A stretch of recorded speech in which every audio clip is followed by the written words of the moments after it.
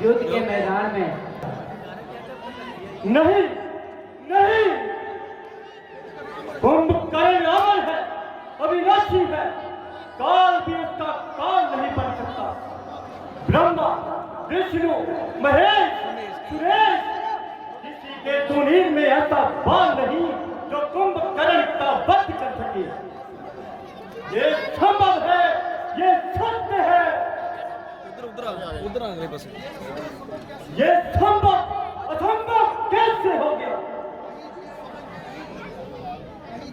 कहीं ये स्वप्न तो नहीं जो हम देख रहे हैं, क्योंकि कुंभकर्ण का मरना असत्य नहीं हो सकता, नहीं हो सकता, नहीं हो सकता।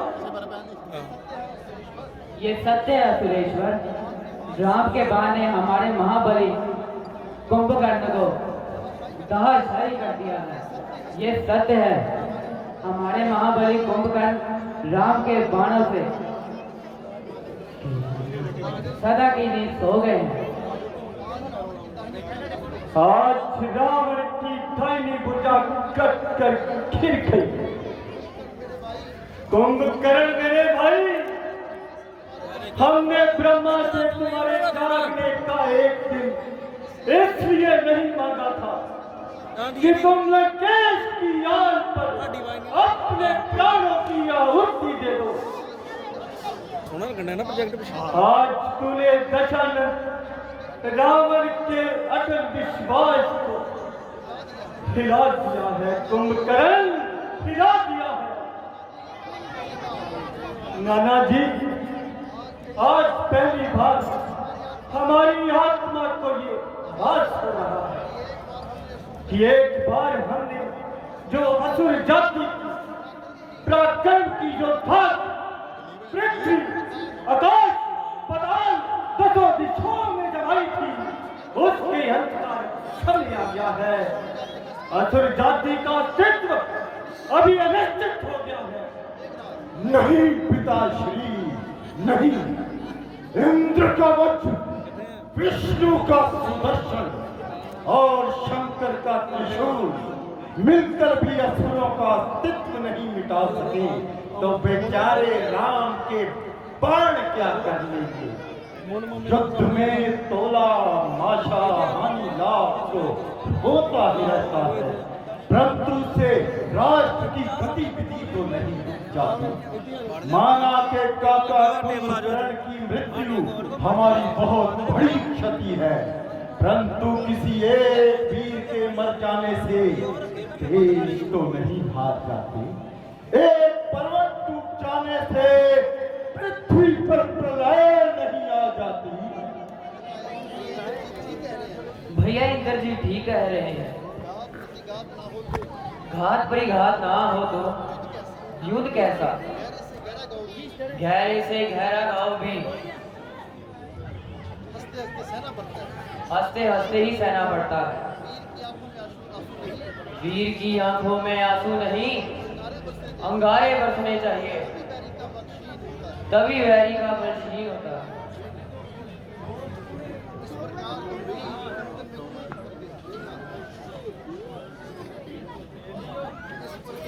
इस प्रकार गंभीर चिंतन में क्यों खो गए पिताश्री?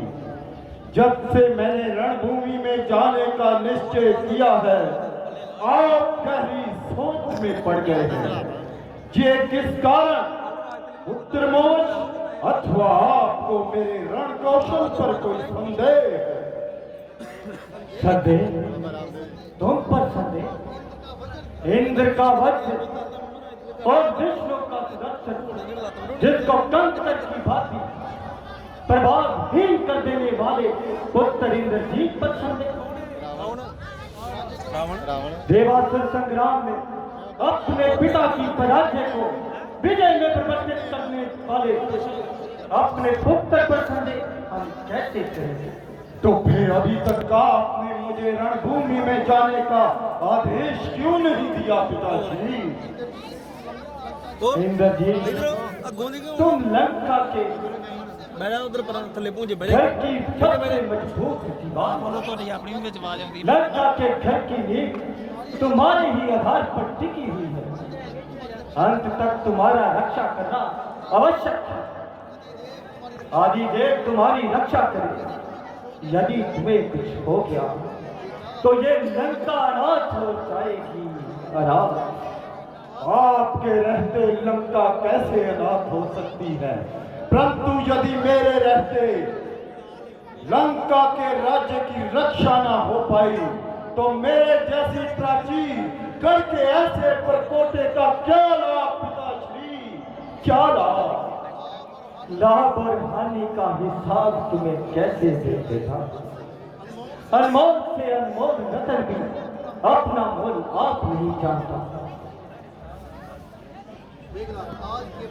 आज केवल लंकेश्वर की ही नहीं, पूरी असुर जाति की आन शान दांव पर लगी है। और जिसे बचाने के लिए आप और मैं केवल दो बचे हैं। और हम दोनों में से किसी एक को आज रणभूमि में जाना है पिताश्री, किसी एक को जाना है। तो सबसे पहले तुम्हारा पिता जाएगा। क्यों? क्योंकि तुम लंका का भविष्य हो और भविष्य की रक्षा करना वर्तमान का कर्तव्य है।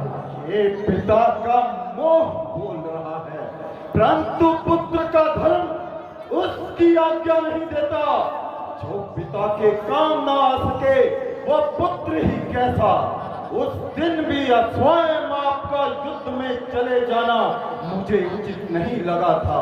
हनुमान को दूत समझकर छोड़ देने के पक्ष में भी मैं नहीं था।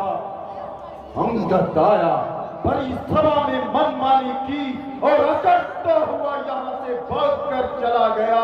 हम कायरों की सलाह लेते गए और उनके उत्साह बढ़ते गए। पिताश्री, लंका की प्रतिष्ठा पर जो अपने प्राणों की आहुति देकर चले गए, उन्हें मैं लौटा कर तो नहीं ला सकता, परंतु विश्वास कीजिए उनकी मौत ने मेरे मन में प्रतिशोध, प्रतिहिंसा की ज्वाला और भड़का दी है। राम का मस्तक, लक्ष्मण का वत्सल, हनुमान, सुग्रीव, अंगद के प्राण लेने के लिए मेरे अस्त्र शस्त्र उतावले हो रहे हैं। आज्ञा कीजिए, आशीर्वाद दीजिए, असुरराज अपने सेनानी को शत्रु पर प्रलय पड़कर टूटने का आदेश दे। हाँ, क्या सोच रहे हैं महाराज? हम सोच रहे हैं इंद्रजीत कि पताल में भैया कहीं रावण, उन्हें क्यों ना बुला लिया जाए, क्योंकि वो मायावी में सबसे आगे है।